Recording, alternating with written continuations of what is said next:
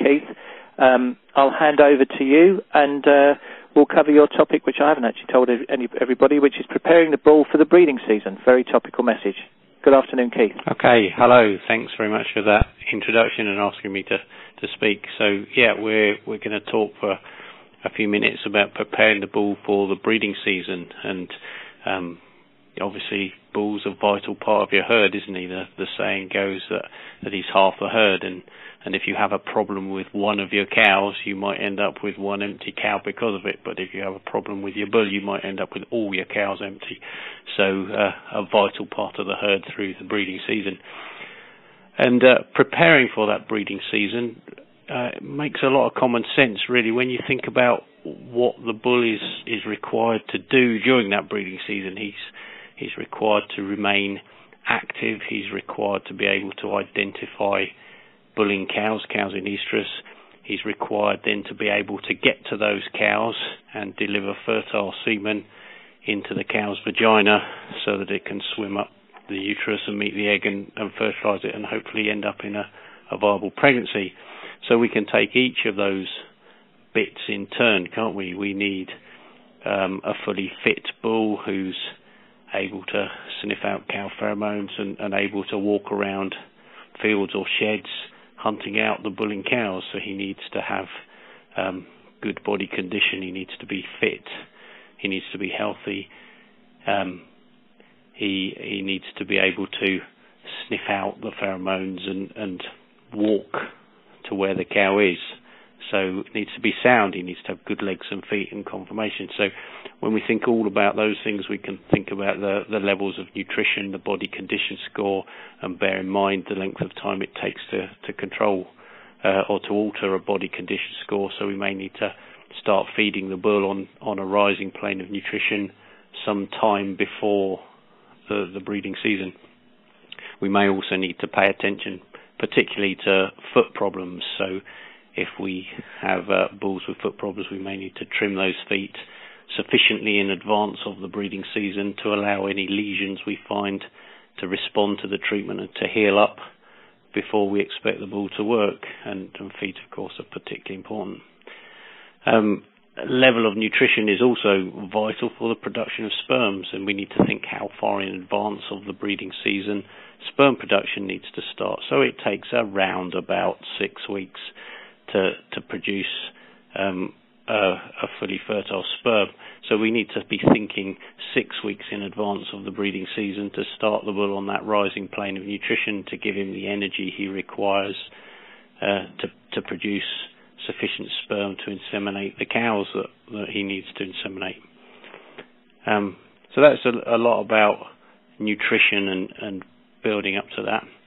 But there's lots of other things that can affect sperm quality and sperm production. So we need to think about health status. And so for many people who have had a bull for a little while, for example, BVD status is likely to be known, and you will have tested him, I guess, to make sure he's not a BVD PI, unless he comes from a BVD-free herd, way before this breeding season. And if he's not a PI, then he never will be a PI. But other diseases are not necessarily so straightforward to diagnose, so it may be that you want to confirm his yoni status each year, because a negative result, particularly early in life, doesn't necessarily mean he's free of infection. So we need to screen for various infectious diseases, and we need to make sure that any necessary preventative medicine treatments, any vaccinations, have been given well enough in advance of the breeding season that any slight blip in sperm production due to the immune response to those vaccines has settled down well before the bull's required for breeding. So it may be we need to vaccinate him for BVD or lepto or IBR or one of these diseases. It may also be that we need to think about where else that bull may have been used. So if he's a bull that has only ever been used on your farm, he will have the health status of your herd. But if he's a bull that may have been lent or hired out, or if he's a bull that's been hired in, he may have other diseases like Campylobacter. So it may be that we need to wash his willy and his prepuce with an antibiotic solution to reduce as far as possible the chance of introducing infectious disease to the herd in that way. So all that needs to be thought about in advance of the breeding season.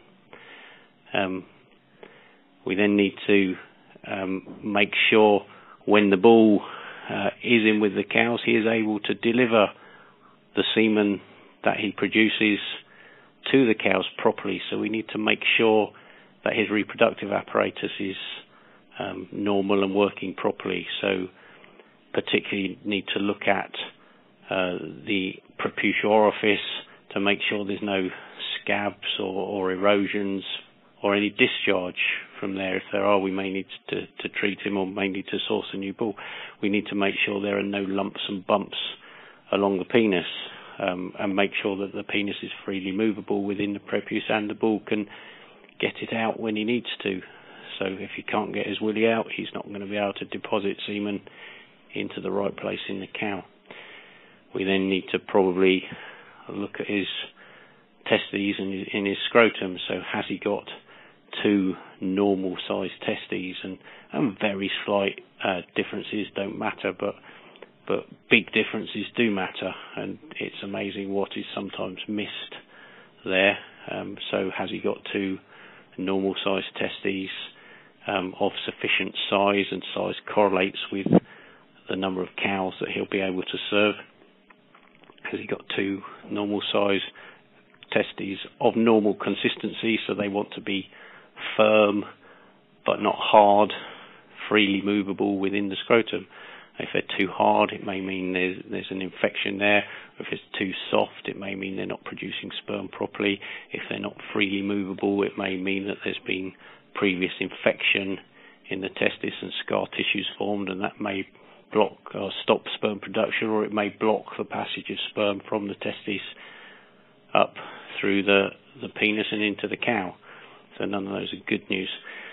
And then we can also look at internal accessory sex organs and make sure they feel normal, they're not painful.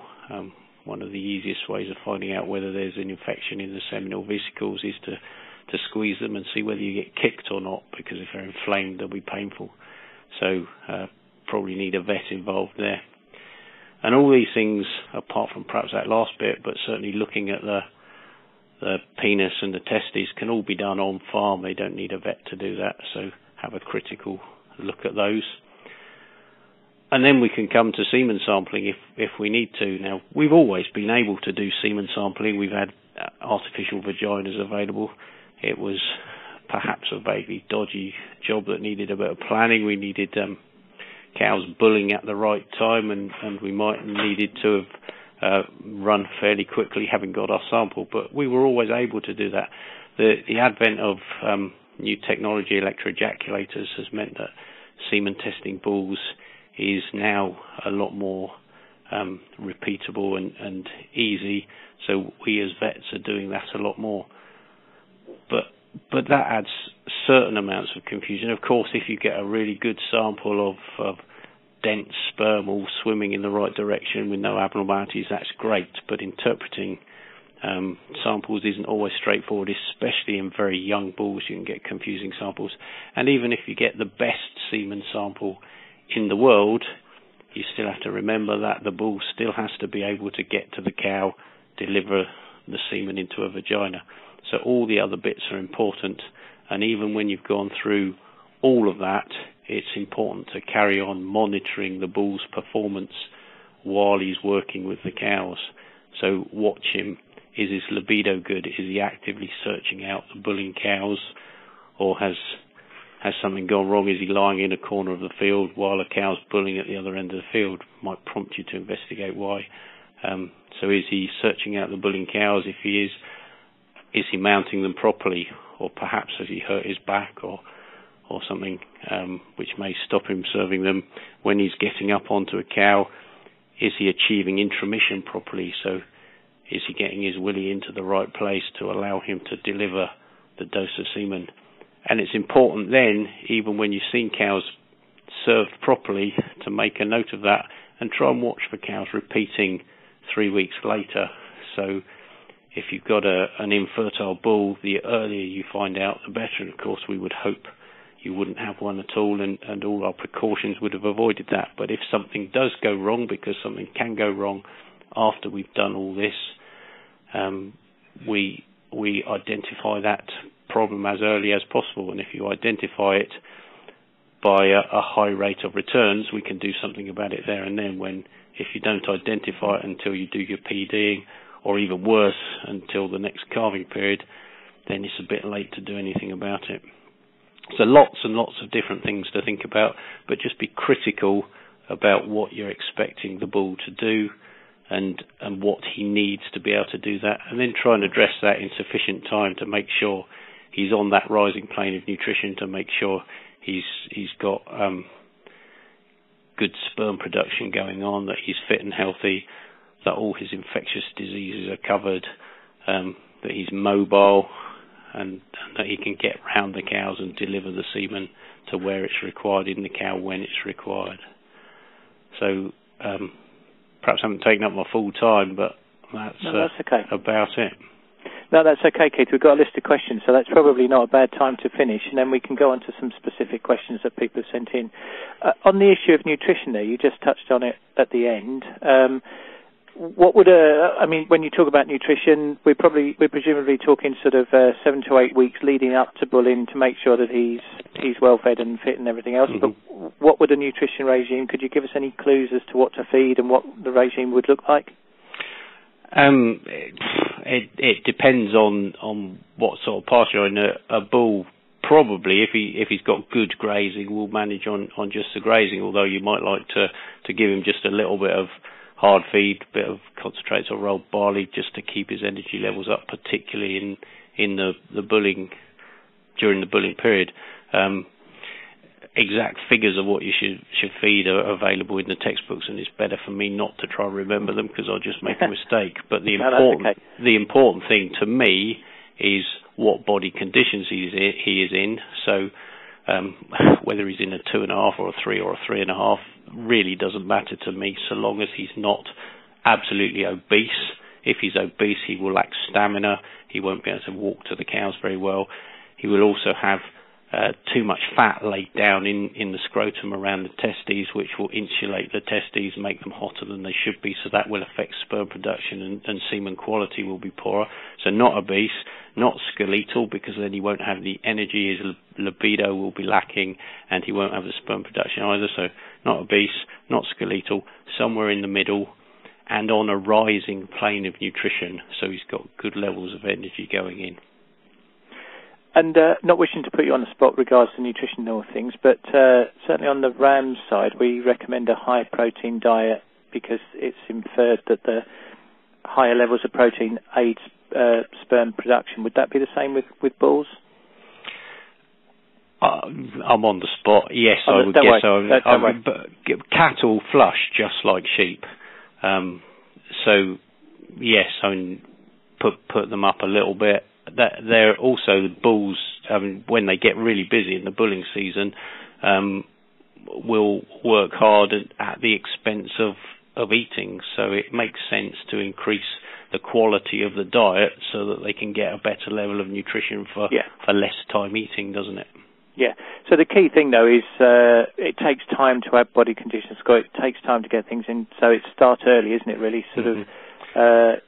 and some things you need to start even earlier than that. So if you're talking about foot problems and giving supplementary biotin, for example, to make sure they grow good quality horn to keep them on their feet during the bulling season, you need to start 6 months or more before the bulling season. Yeah. So it depends exactly what you're aiming at. On the health side, you mentioned screening for things like Ionis and BVD. Again, I'm asking you all the tricky questions, but would there be, presumably you don't want to be doing that in the period leading up to bulling. That needs to be done earlier in the season, does it? You should have an ongoing knowledge of the health status of your herd and of your bulls, and the big problem there is if you get a result that you don't like, you then have to source another bull, and if you've done all your testing just in the run-up period to the bulling season, then you haven't got time to source another bull and do all the same work with him that you've just done. So that's an ongoing herd health planning process, really. On the issue of fertility, a question here. Somebody's tested their bull last year, Fertility was fine last year. Do they need to be retested again this year? There's no easy answer to that. I mean, if everything else looks good, you might chance it, but it's possible that he could pick up an infectious disease or an injury the day after you've done the tests. So all you are doing with your semen examination, and that's what's commonly meant when people say testing the bull, although that's only a very small part of a pre-breeding examination. But all that's telling you is that the semen quality on the day you take the sample is fine, and things can go wrong the next day, the next week, the next month. So if you want to be as certain as you can be, test all your bulls before every breeding season.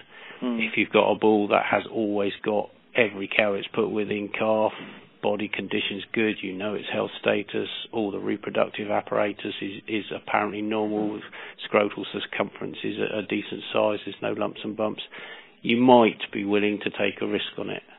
But if you want to be as certain as you can be, test every bull before every breeding season. In terms of young bulls, Keith, what would your recommendation be in terms of number of cows you'd allow a young bull to serve in a season? Another question without necessarily a totally straightforward answer. Different breeds are different, and it depends exactly how young and how mature your bull is. Different bulls mature at different rates, but the important thing is not to push the bull too hard. If you do that, you can ruin him for life, and certainly if you've got a very young bull that's only barely big enough, if he can't reach the cows properly and he ends up breaking his willy or something because he hasn't been able to reach, that's the end of your bull. So just as a rule of thumb, I suppose it comes out of America, but they talk a lot about the number of cows is the same as the bull's age in months. So a 12-month-old bull ought to be able to cope with 12 cows. That might be too many for a young, immature yearling bull. Going up an 18-month-old bull ought to be able to cope with 18 cows. A fully mature bull ought to be able to cope with 30, 35, 40 randomly cycling cows. But there are other situations. If you start estrus synchronization and AI, for example, following that, your repeats will tend to all be together. So that's not randomly cycling. So you have to consider things like that as well. But roughly, the bull's age in months would equate to the number of cows it can cope with. Yeah, that's a nice, easy one to remember. One more, Keith. Do you recommend swapping bulls during the course of the breeding season, and if so, at what sort of time period after the bulls have first gone in?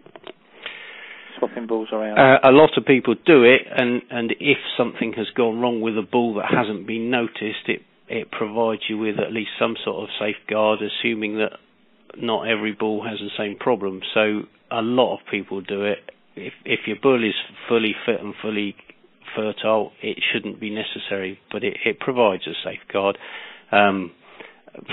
Depends how many cows the bull's with. So if you've perhaps stretched your first bull with rather too many cows, you might swap them around after perhaps a couple of weeks. But often people do it in cycle length blocks, so 3 weeks or thereabouts. Okay, that's great. Okay, well, we might well come back to you, Keith, with a couple of questions as they come in at the end of the call. Okay. So just to remind everybody, if you want to email or text a question to Keith or to Helen, you can email to brpconf@eblex.ahdb.org.uk, brpconf@eblex.ahdb.org.uk, or you can text your question to 07973 701 211. Okay, well, that's a little bit on bull preparation, for preparation of bulls for bulling. Our second speaker, Helen Mathieu, is an area manager for Germinal, which is a seed company. We've worked with Helen for a number of years. She's actually area manager for the northwest of England and North Wales, but she's been all over the country attending and talking to farmers on not only grass species, but alternative forages, alternatives to grass. And today's topic is brassicas for beef. Helen, good afternoon. Thank you, everybody. Colin, thanks, Clive, Chris, sorry, and thanks for the introduction. Yeah, and forage issues, brassicas at the moment, the highly topical, really homegrown, high-quality forage under the current sort of circumstances. And if we're trying to improve more from homegrown forage, with three options, really. We either have to grow more, improve the quality, that would be the D value, the amount of energy we're growing, or we have to utilise it better. That might be improving grazing management, or extending grazing days, or just making better quality silage that we waste less silage. So we know that there's a proven link between homegrown forage utilised and profitability. It doesn't really matter whether we use sort of benchmarking from the UK or Ireland from any of the institutions or any of the bodies, or whether we look at the sort of southern hemisphere. We come up with this similar graph. There's a direct correlation between profitability. The more high quality forage we can harvest and utilise from our homegrown resources. And obviously brassicas fit very sort of neatly into that area, and essentially they have the versatility to fit into all sorts of livestock situations. They make ideal break crops, particularly in grassland. They can be used obviously as a catch crop in the summer, therefore, or as winter feed. They provide very high quality nutrition, and they just allow us to make a lot more from what we're growing at home, whether it's just increasing output, reducing grazing days, reducing grazing days on grass, there's a gap in grass, or whether it's increased production. At the same time, it's without adding sort of any additional costs to infrastructure. Very cheap to grow, very high quality. When I say cheap, we're looking at probably anything between sort of 3 or 4p and 6 or 7p per kilo of dry matter, and yields of 4 to 10 tonnes per hectare, with sort of quality of probably 11.5 ME, that sort of number, with proteins between 14, 17 and 18%. So a high quality source of feed that we can grow and utilise on our own farms.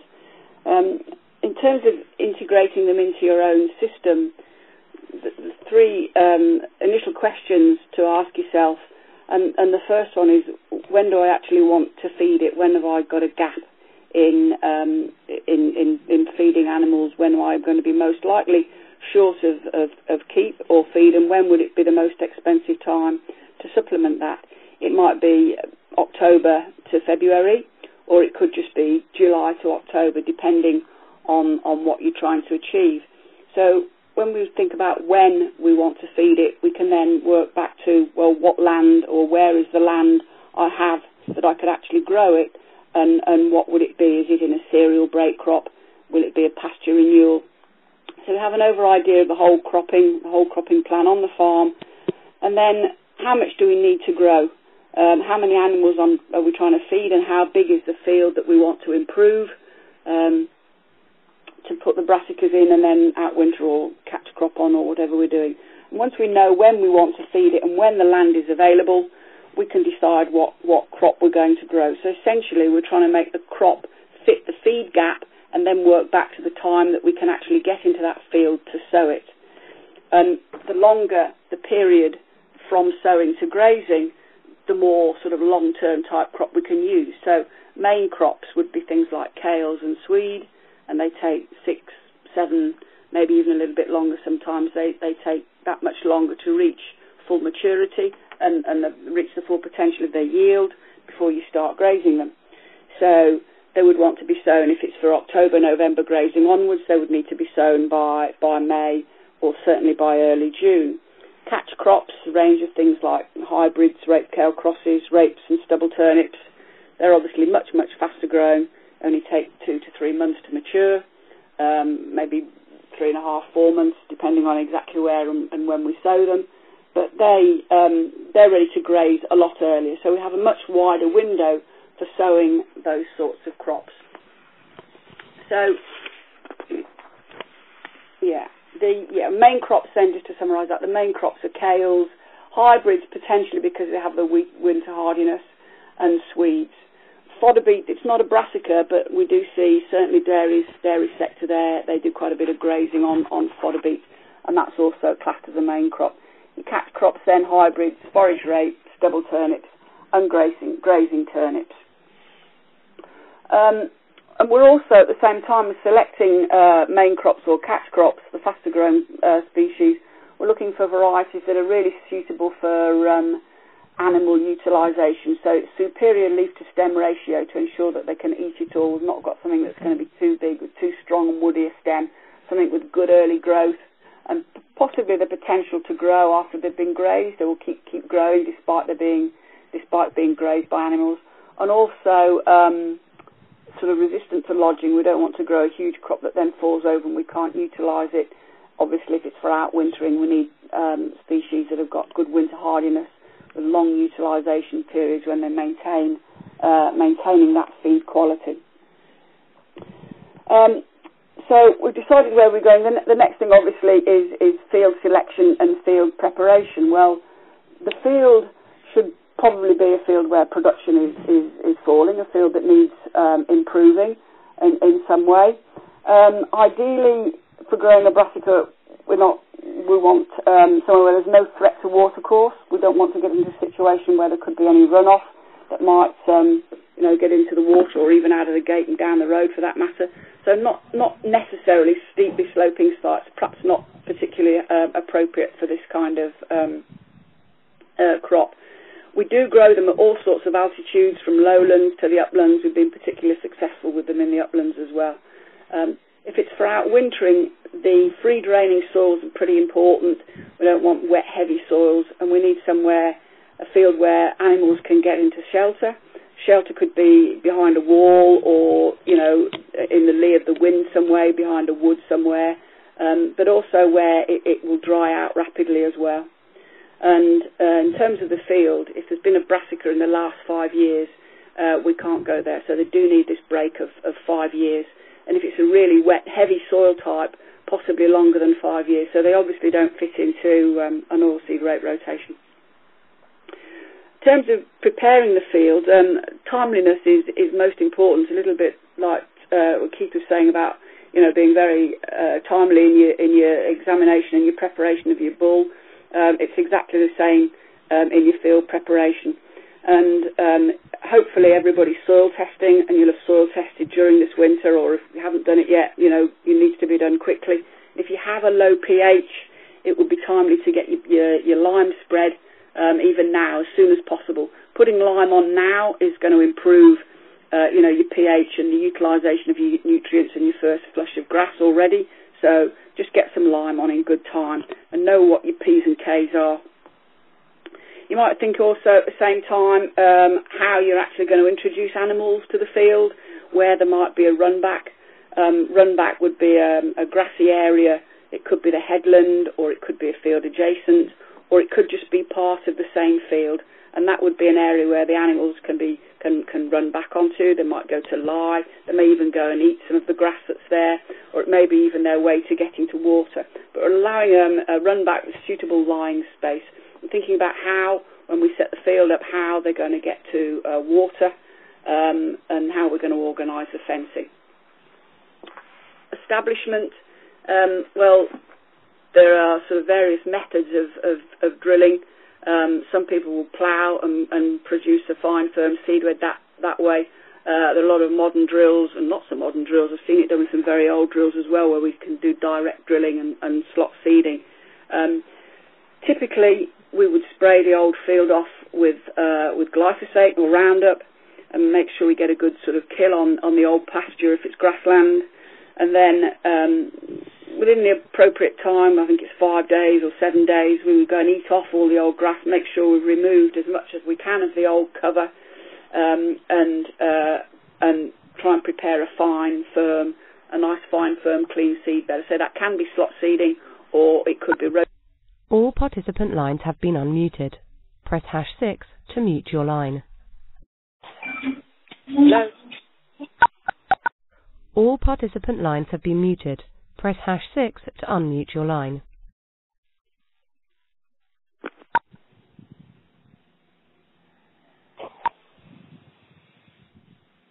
Chris, can you still hear me? Yes, sorry, Helen, just doing some background stuff there. So, sorry, carry on. Okay, yeah, no, I just got a bit of a blip there and the phone started talking My to me. apologies for that. That's okay, no problem. We're slot seeding or broadcasting. The essential thing is good seed to soil contact and a fine and firm and as clean a seed bed as we can. I say it can be ploughed, it could just be rotivated or harrowed. Just the main thing is to create some tilth and being able to get good seed to soil contact. Probably necessary to roll it as well, either a flat roll or a Cambridge roller, just to make sure we've pressed the seed in. We're looking for a fine sort of shallow drilling, no more than a centimetre, just literally in the surface, similar as you would do to a grass seed. And average seed rates are sort of between 5 and 7.5 kilos per hectare. In old money, I quote a region of sort of 2.5 kilos to the acre is your standard going rate. And soil temperatures for brassicas, they do need soil temperatures of 10 degrees really and rising. So you can certainly sow them too early. You want a nice sort of warming seed bed, similar sort of time to sowing maize, for example. And then obviously once you've sown it, if we can monitor the crop, go and keep an eye on it for flea beetle. And if we get a year like 2012, you need to be keeping an eye on it for slugs as well. Having said that, there are a few weed control options that we have, but the better seed bed that we can produce and the warmer seed bed it's going into, so we'll create a much faster growth, and they should outcompete weeds fairly quickly, and then they'll grow on. Fertilizer requirements. They are vegetables, and they are quite hungry, or they can be hungry, so they have a good sort of nutrient requirement. They're grown also in a huge range of conditions, as we've already said, whether it's break crops or main crops. Sometimes they're in lower fertility soils, particularly if they're old pastures that you're renewing. So it can be useful to use a starter fertilizer, something like 0-20-30 or triple superphosphate. They do respond to readily available phosphate right close to the seed, actually in the seed bed. And then often we'll see people that'll probably top dress with with a bag of nitrogen. So, appropriate fertilizer requirements to match your soil test really. And the average would sort of be probably, as I say, a bag, maybe 2 bags. Old money again here of ammonium nitrate, and probably 0-20-30, maybe a bag or 2, depending, of course, on your soil indexes in the first place. Of course, not to ignore the fact that you might be using muck or slurry as well somewhere in there. So always allow for those nutrients as well. Cross-compliance, good agricultural and environmental condition. Animal health is obviously paramount. So you're looking for animals in good condition in the first place, really, so condition scored.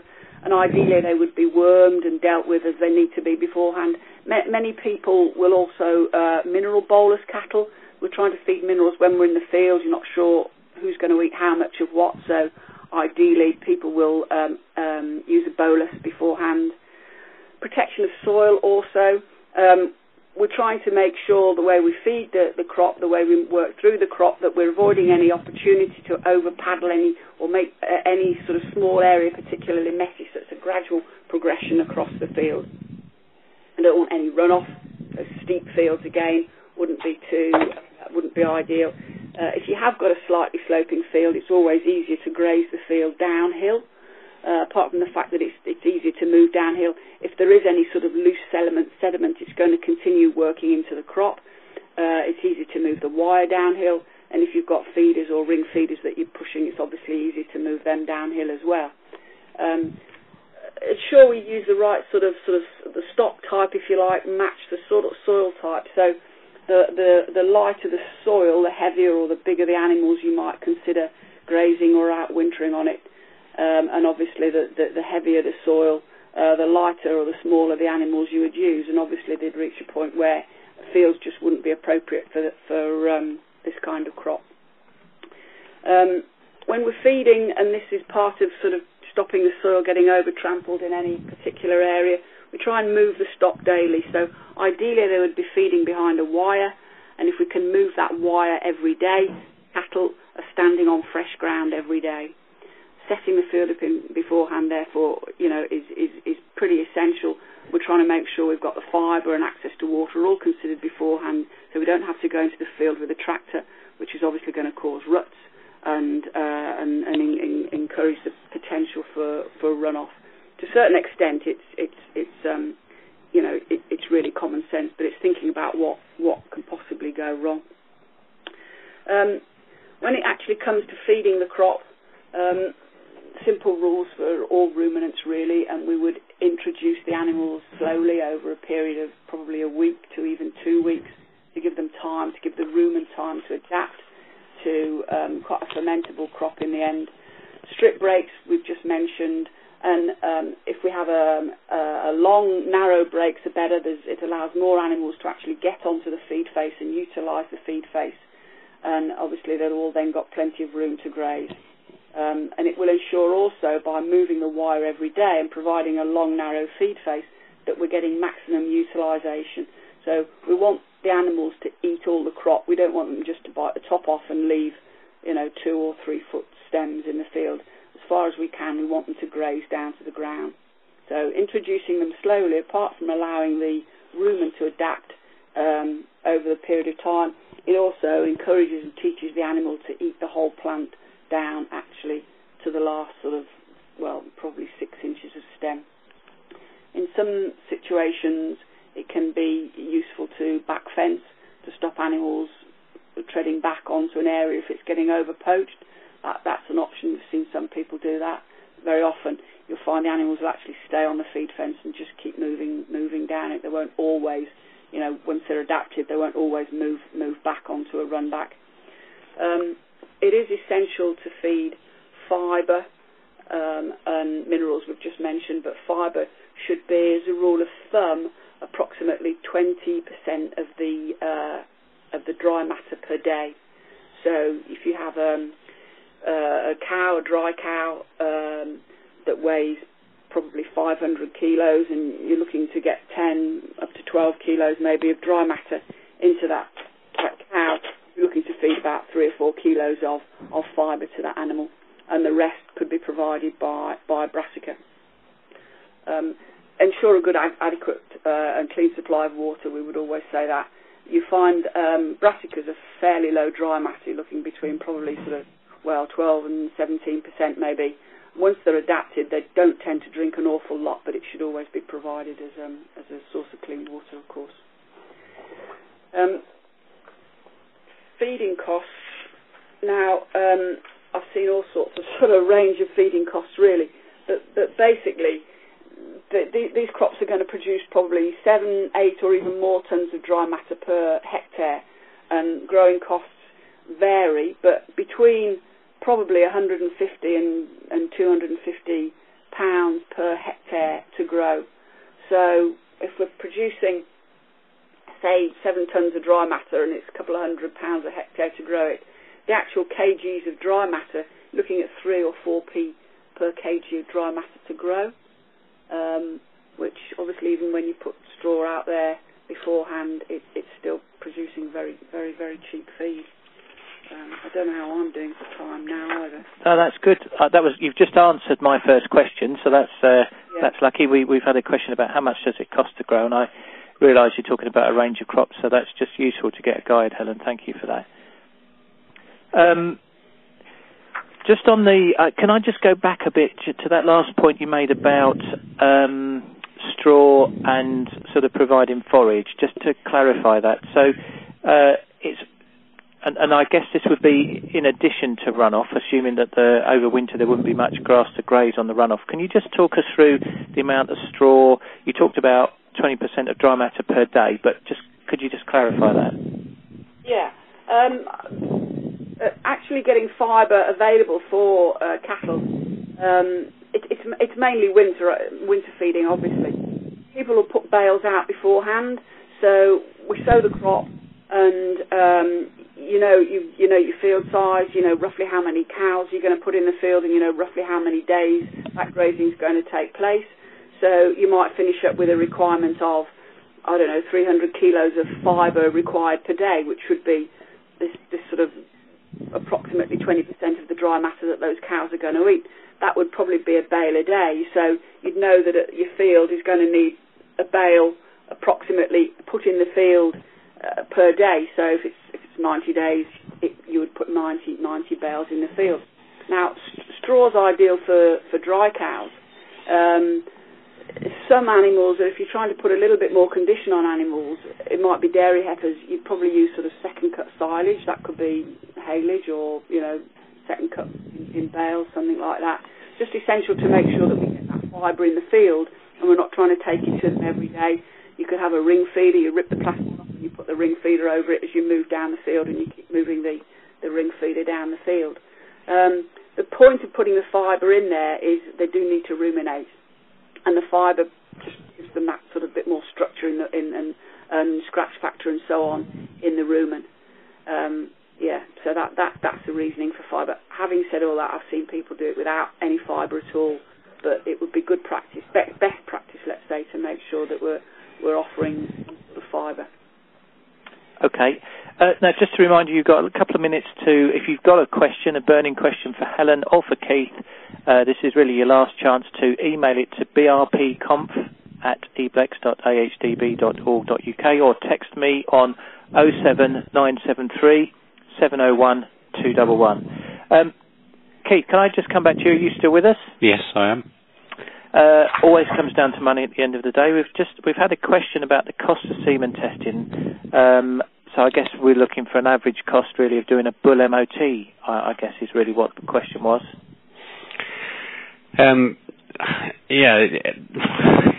How long's a bit of string really? It depends to a large extent how many you're doing, because there's a bit of time in setting up and a lot of kit involved. So the more bulls you do, the cheaper it becomes per bull. Some vets, different vets charge different amounts. Some vets charge for the time taken, and if you're lucky, I don't know, it might take 20 minutes to set everything up. Then you can get a bull in the crush. You give him the clinical examination the once over. Then you get the electroejaculator out and try and get a sample. You might get a jump the first time. You might get everything you need within half an hour, but it might take considerably longer than that. Setup costs, setup time obviously is the same. Doesn't matter how many bulls you're doing. Other vets will charge a fee per bull, and I've heard all sorts of different amounts quoted. So £100 a bull, £120 a bull, and that might sound like a lot of money. But if you find your infertile bull before you put him with your cows, it saves you an awful lot of heartache and anguish in the end. So somewhere perhaps about £100, £120 a bull, perhaps. And I can't remember the statistic, but I remember a couple of years ago we did a series of bull MOT events around the country, and in the presentation there was some work from Scotland that had done a survey on sort of levels of bull fertility. Yes. And actually either fully, totally infertile or partially infertile, there was actually quite a surprising number of bulls that are not. So the work you're referring to is Colin Penny's work, I'm sure, and his work reinforced other published work in the literature, which shows that 10%, 1 in 10 bulls are totally infertile, incapable of getting a cow and calf. Another 30%, so another 3 in 10 bulls are subfertile. That doesn't mean they won't get cows and calf. They will get cows and calf, but they will take longer to get cows and calf, and they will get fewer cows and calf than a fully fertile bull. And so your calving period is extended, or your number of barren cows, if your tight season calving, goes up, and that costs you money. And we find exactly the same in our practice. We look at, 150, 160 bulls a year, and we would pretty much exactly mirror those figures. So 1 in 10 of those are absolutely no good at all, and another 3 in 10 are subfertile. So it's much more common than you would think. Fertile or partially infertile. There was actually quite a surprising number of bulls that are not. So the work you're referring to is Colin Penny's work, I'm sure, and his work reinforced other published work in the literature, which shows that 10%, 1 in 10 bulls are totally infertile, incapable of getting a cow and calf. Another 30%, so another 3 in 10 bulls are subfertile. That doesn't mean they won't get cows and calf. They will get cows and calf, but they will take longer to get cows and calf, and they will get fewer cows and calf than a fully fertile bull. And so your calving period is extended, or your number of barren cows, if your tight season calving, goes up, and that costs you money. And we find exactly the same in our practice. We look at, 150, 160 bulls a year, and we would pretty much exactly mirror those figures. So 1 in 10 of those are absolutely no good at all, and another 3 in 10 are subfertile. So it's much more common than you would think.